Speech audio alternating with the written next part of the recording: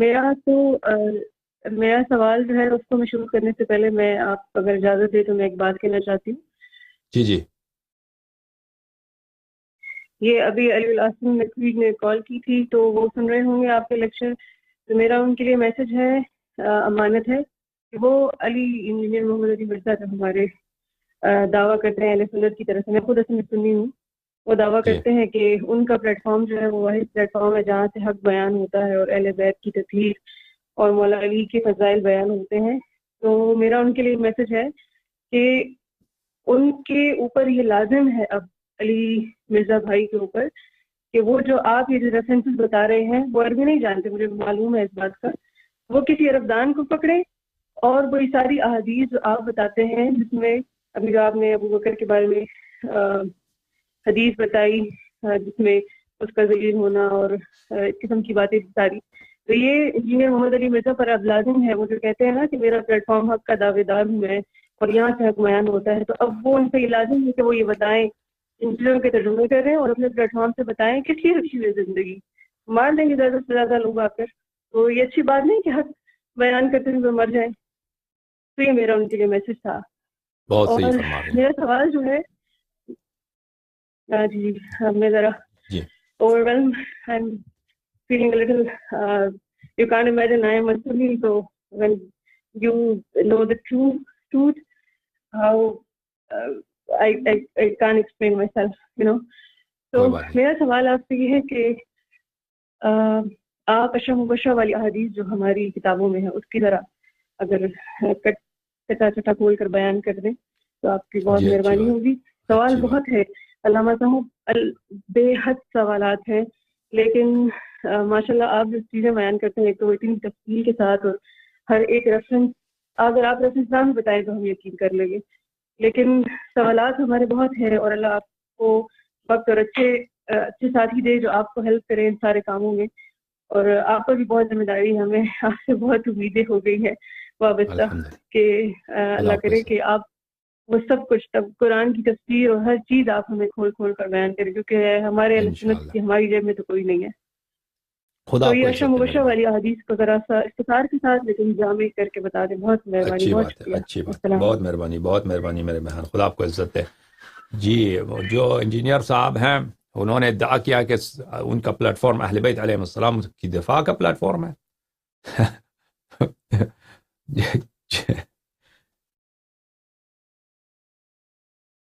بہرحال جی جس plate form میں اہل بیت علیہ السلام کے دشمنوں کو رضی اللہ کہا جاتا ہے، حضرت کہا جاتا ہے، ان کی تقدیس کیا جاتا ہے، تو وہ تو اہل بیت علیہ السلام کی توہین کے پلیٹ فارم ہے. آپ ایک جگہ جائیں اور ایک مثلا کسی شخص نے مجھ پہ ظلم کیا ہے، میری ماں کو قتل کیا ہے، ٹھیک ہے نا، آپ جا کے اس کی تعریف کریں، اس کو حضرت کہہ دیں، تعریف کریں، تقدیس کریں، ٹھیک ہے نا، تو یہ کیا میری حمایت کی آپ نے؟ وہ اس کی دفاع کریں، اس شخص کی دفاع کریں، ان ظالمین کی دفاع کریں. میں آپ کی خدمت میں عرض کروں، جو آپ نے عشرہ مبشرہ کے متعلق پوچھا ہے، میں اب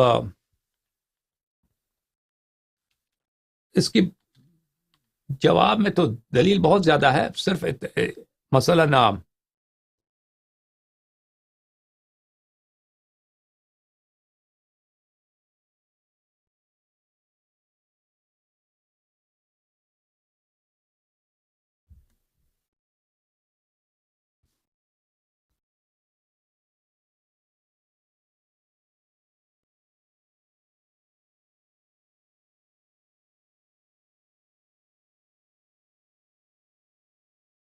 میں آپ کی خدمت میں عرض کروں کہ دیکھیں، عشرہ مبشرہ میں سے ایک طلحہ ہے اور ایک کون ہے؟ ایک عثمان ہے عشرہ مبشرہ میں سے. اب انشاءاللہ تب ابھی میں دیکھ رہا تھا کتاب استیعاب میرے پاس ہو، کتاب استیعاب ابھی میرے پاس یہاں پہ نہیں ہے، دوسرے لائبریری میں ہے، اس کو لانے میں کچھ دقت ہوگا، میں آپ کو دکھا دیتا. اور بھی بہت سارے اب کبھی دکھائیں گے انشاءاللہ تبارک و تعالی. ایک طلحہ ہے، دو کریکٹرز میں آپ کو صرف بتاتا ہوں، ایک عثمان ہے. عثمان دیکھیں، یہ کتاب ہے تاریخ المدینہ المنورہ لابن شبہ، تحقیق فہیم محمد شلتوت. یہاں پہ میں اس کتاب میں آپ کو صفحہ نمبر 1212 دکھاؤں، 1202 نہ کہ 1212۔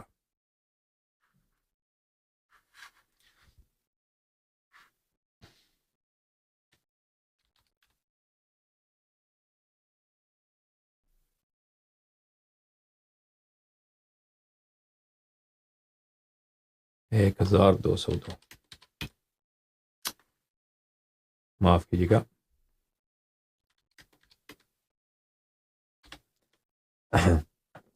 یہ 1202 ہے۔ یہاں پر عثمان کہتا ہے کہ طلحہ نے مجھ پہ پانی کاٹ دیا ہے۔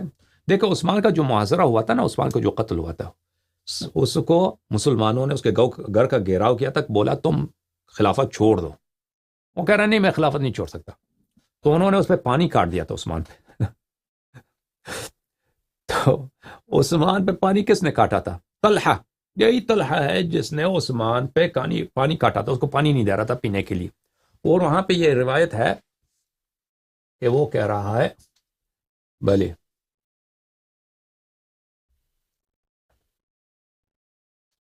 عثمان جو ہے اس نے امیر المؤمنین علیہ الصلوۃ والسلام کو پیغام بھیجا، ان فلانا یعنی طلحہ، فلانے یعنی طلحہ نے، قد قتلنی بالعطش، اس نے مجھے میرا قتل کیا، میں پیاس سے مر رہا ہوں، پانی نہیں ہے، اس نے مجھے پیاس سے، طلحہ مجھے قتل کر رہا ہے۔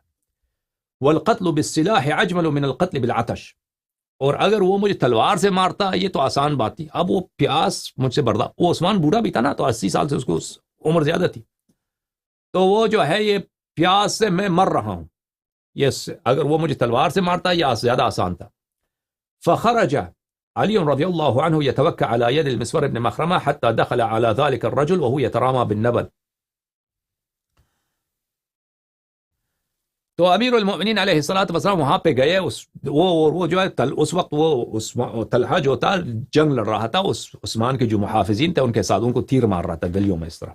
جب اس نے امیر المؤمنین علیہ الصلوۃ والسلام کو دیکھا تو الگ ہو گیا، آ گئے ان سے بات کرنے۔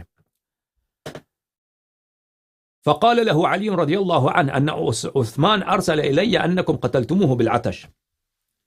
امیر المؤمنین علیہ السلام نے طلحہ سے کہا کہ طلحہ دیکھو عثمان نے مجھے پیغام بھیجا ہے، مجھے شفیع بنا کر بھیجا ہے، مجھ سے سفارش کر رہا ہے کہ اس کو پیاس ہے، پانی تو نہ کاٹو اس پر، تم نے اس کو پیاس سے قتل کیا ہے۔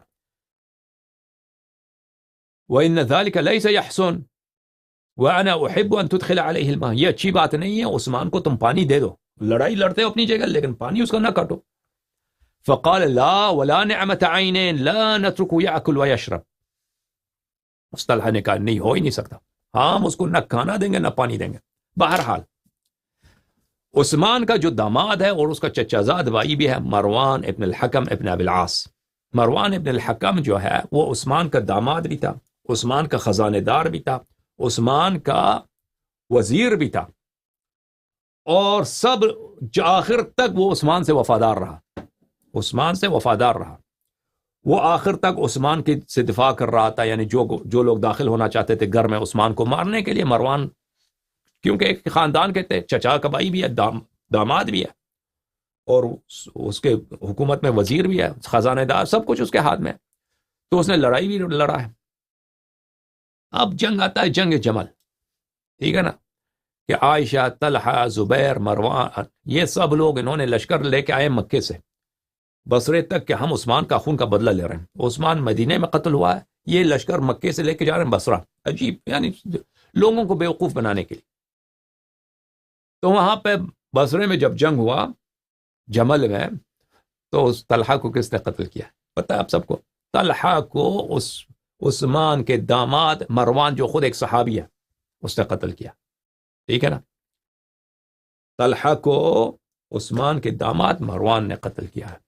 اور اس کتاب استیعاب میں وہاں پر مروان کے سوانح حیات میں لکھا ہے کہ مؤرخین کے نزدیک کوئی نقاش نہیں ہے، نزاع نہیں ہے کہ عثمان کو اور طلحہ کو مروان نے قتل کیا، اور کس لیے قتل کیا؟ عثمان کے خون کا بدلہ لینے کے لیے۔ اور جب اس نے تیر مارا ہے طلحہ کے ٹانگ کو لگیا، تو اسی وقت اس نے کہا، اپنے عثمان کا بیٹا وہاں پہ کھڑا تھا، تو اس نے اپنے عثمان کے بیٹے سے کہا کہ آج میرا دل ٹھنڈا ہو گیا، میں نے عثمان کے خون کا بدلہ لے لیا، اب اس کے بعد عثمان کے خون کا ہم بدلہ لے چکے ہیں۔ تو دیکھیں، طلحہ بھی عشرہ مبشرہ، عثمان بھی عشرہ مبشرہ۔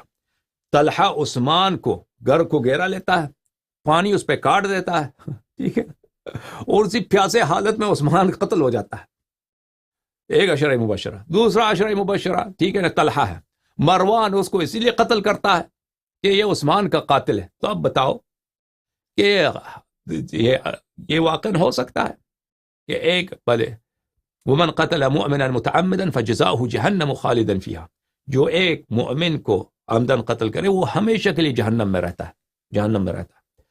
اگر عثمان مؤمن ہے، جنتی مؤمن ہے، تو طلحہ ہمیشہ کے لیے جہنمی ہے، طلحہ ہمیشہ کے لیے، اس نے اسے قتل کیا ہے، ٹھیک ہے نا، اس نے قتل کیا ہے۔ اگر طلحہ جنتی ہے، اگر تو عثمان مومن نہیں ہو سکتا، عثمان، کیونکہ اس کو طلحہ اس کا قاتل ہے، طلحہ اس کا قاتل ہے۔ اسی مروان کوئی بیوقوف تو نہیں تھا، مروان اتنا زبردست، اتنا تیز ہوش، اس جیسا تیز ہوش، اس جیسا شیطان اس تاریخ اسلام میں کم گزرے، اتنا سیاست دان تھا اس مروان بن الحکم، خلیفہ بن گیا بعد میں، یزید کے بعد، یزید کے خلع ہونے کے بعد وہ خلیفہ بن گیا، اور بنی امیہ کا حکومت اسی کے اولاد میں چلی ہے، بنی مروان میں، ٹھیک ہے نا، وہ صحابی بھی ہے اور خلیفہ بھی ہے، اور وہ بیوقوف نہیں تھا، وہ کوئی پاگل نہیں تھا، وہ اس نے ایک غلط آدمی کو اپنے سسر کے، اپنے چچا زاد بھائی اور اپنے سسر کے قتل میں ایک بے گناہ انسان کو اس نے قتل کیا ہے، یعنی کس کو؟ طلحہ کو۔ یہ کاش میرے پاس استیعاب ہوتا یہاں پر تاکہ میں وہ کتاب آپ کو دکھا لیتا، کتاب استیعاب۔ بہرحال میں آپ سب کا بہت بہت شکریہ ادا کرتا ہوں کہ آپ لوگ ہمارے پروگرام سنتے رہے ہیں، اور آپ بہن کا بہت بہت شکریہ کہ آپ نے کال کیا ہے اور آپ نے کہا کہ انجینئر صاحب جو ہیں ان احادیث کا جواب دے دیں۔ دیکھیں، جو میں حجت لے کے آتا ہوں نا، جھوٹ کے علاوہ نہ، انجینئر تو کچھ بھی نہیں ہے، یہ تو گنتی میں نہیں آتا نا یہ تو اس کے جو بڑے بڑے، اس کے طائفے کے جو بڑے بڑے مولوی ہیں سعودی عرب میں، پاکستان کے مولوی یہ بھی تو کمزور ہیں، مصر کے، الازہر کے اور مکہ مدینہ کے جو بڑے بڑے وہابی ہیں وہ بھی ہمارے دلائل کا جواب نہیں دے سکتے۔ کیا جواب دیں گے؟ وہ صحیح حدیث ہے، انہیں کی اپنی کتب ہے، میں غلط ترجمہ نہیں کر رہا ہوں۔ یہ جواب، اس کا انتظار نہ کیجیے آپ، اس کا جواب کبھی نہیں آئے گا میرے باتوں کا۔